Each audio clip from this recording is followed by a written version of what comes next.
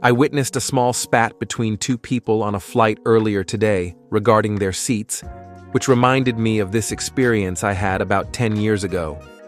I was on a flight to attend an annual convention happening on the other side of the country with two of my senior colleagues. It was the night before the first day of the event, so the entire flight practically consisted of people in the same industry. My colleagues were busy greeting or acknowledging people as we were walking along the airplane aisle to get to our seats. I was a rookie at the time. At any rate, a woman in early 30s was sitting in my seat. She was wearing oversized sunglasses along with a pair of studio headphones over her head. Moreover, she rested her hands neatly on her lap and had her head tilted back on the headrest as if to suggest that she was asleep and not to be disturbed. Give me a break. Half of the plane hadn't finished boarding by this point. She ignored several of my initial verbal attempts at getting her attention. She ignored half a dozen gentle taps on her shoulder. When she finally awakened, I tried explaining to her that she was in my seat, but her response was to point at her headphones, then shrugging with both her hands upturned to gesture that she couldn't hear what I was saying. You could try taking them off? Nothing.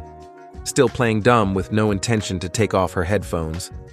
I think the reader can appreciate that I was starting to impede aisle traffic by this point. Not giving up, I then showed her my boarding pass, pointing at the printed seat number. She then mouthed, "Oh!" as if she just understood what I've been saying all along. She then tucked in her knees half an inch into the seat and motioned me to pass by her like that.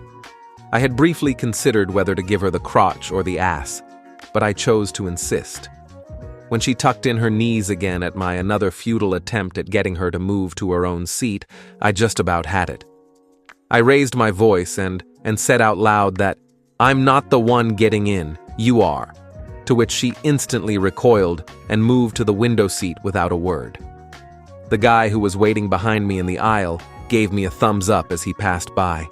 I thought that was that, but she was apparently still salty and wanted satisfaction. After the plane had taken off, she tapped on my shoulder and said she'd be open to switching seats with me if I wanted. I politely declined, albeit with an almost amused look in my face. Later, I was casually conversing with my colleagues seated across from me in their aisle seats. She tapped on my shoulders again and said that her offer extended to your friends. I gave a light chuckle and said, "Sure." I knew what she was getting at along with her condescension, that she was someone in the industry. Too late, I already texted my colleagues after that little incident of ours, and both of them had Mariah carried her. She later circled back on this, whether if I'd asked my colleagues about their seat yet, to which I replied in the negative. She asked if I could please ask them, to which I'd always reply in the positive, "Sure," in a light-hearted manner. This exact exchange occurred between us not once, not twice, but thrice in the course of a 6-hour flight. To this day, I've never come across her professionally, so I'm not sure what exactly she was trying to achieve there. Top comment reads, "After reading the start, I imagined that she'd just pretend to be deeply asleep and wouldn't react even to a shoulder shake, at which point I would have got a hostess involved. Help her. She's unresponsive. I don't know if she's having a medical issue or is on drugs." Someone shared, "Not a plane, but in a concert venue 2 nights ago. We did not have stage seats, but one level up and fairly close. Everyone in our section had a great view of the stage, and the only advantage of our seats, 3 of us, is that we were right next to the aisle, so easy to get in and out to the bar, bathroom, etc. This woman and her husband took their mid-row seats entering from the other end of the row, and about 15 minutes later, stood and inched her way towards us, claiming we were in her seat. I looked her square in the eye and held up my phone screen showing my ticket because I saw her coming with the con game, and said, No, we're not." She backed down immediately and returned to her seat, trying to laugh it off. I was a swim teacher once upon a time. I did all ages from infants, water acclimation with a parent, through high school. Dropped me in the water with up to 10 kids, and everybody had a safe, fun, and safe time. In all the years I did this, I had exactly one kid who posed a problem. This kid could not swim more than 2 feet and could not tread water. the same as the other kids in his class of 8 students or so, around 8 years old or so. This kid would not follow the rules. When we were working on jumping into the pool, he would not wait his turn. Dangerous because I only have so many arms and was catching somebody else. We would practice going up and down the ladder and would run behind my back and jump in. Practicing going hand over hand along the wall, he would crawl over the other kids and go the wrong way. He would push off from the wall, start to struggle, I would pull him back and he would do it again. He was a distraction, a danger to the other kids in his class, and a danger to himself.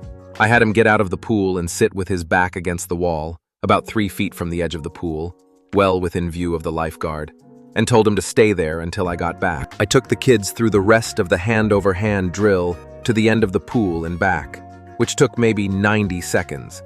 It just wasn't safe to have him in the deep end. I then invited him back into the pool for the rest of the lesson, and for the next 20 minutes, he behaved perfectly. He listened. He followed every rule. He stayed with the group. He didn't let go of the wall when he shouldn't. No more rogue exploration or sneaky jumps. Situation resolved, end of the matter, the end, or so I thought. After that lesson ended, and before the next class started, the pool director asked me to follow him to the bleachers where patents could sit and watch the lessons, where I met a furious mother just seething in cold anger. With narrowed, unblinking eyes, she hissed at me, "Never do that again. The only person who is allowed to discipline him is his father." I told her that the safety of her son and all of the other students was the most important thing. If her son needed to follow the rules, period.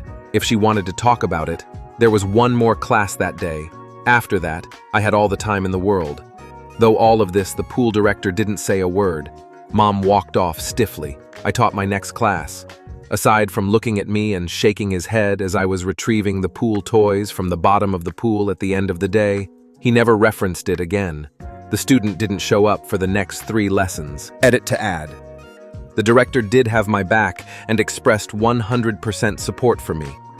She approached him and lodged her complaint, but he was in the director's office doing director stuff, so he didn't see it go down.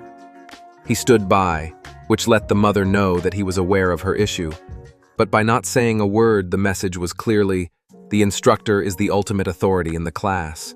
What he says goes. There is no reason for me to intervene here. He has the situation solidly in control, and I have 100% confidence that he can handle the student and you. You cannot run to me to appeal, because there is no appeal to be made. If I was a teenager teaching my first class, he would have acted much differently. A poor kid teaching her first class in that situation would have been terrified and had shaky confidence facing up to a mad mommy, and he would have intervened. But I was in my 20s with a decade of teaching.